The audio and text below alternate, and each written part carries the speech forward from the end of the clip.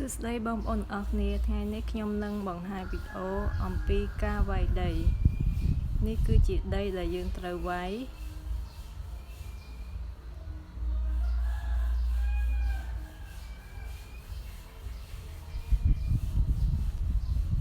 trong này ní cứ chia mà sân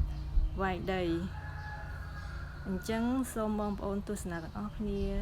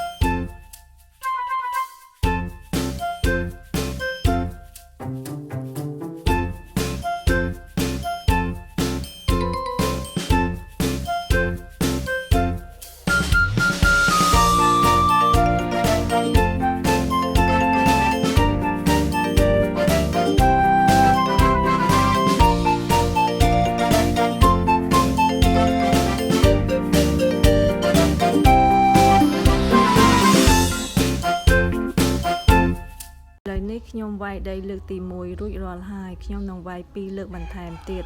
នេះគឺជាលទ្ធផលបន្ទាប់ពីវាយដីរួច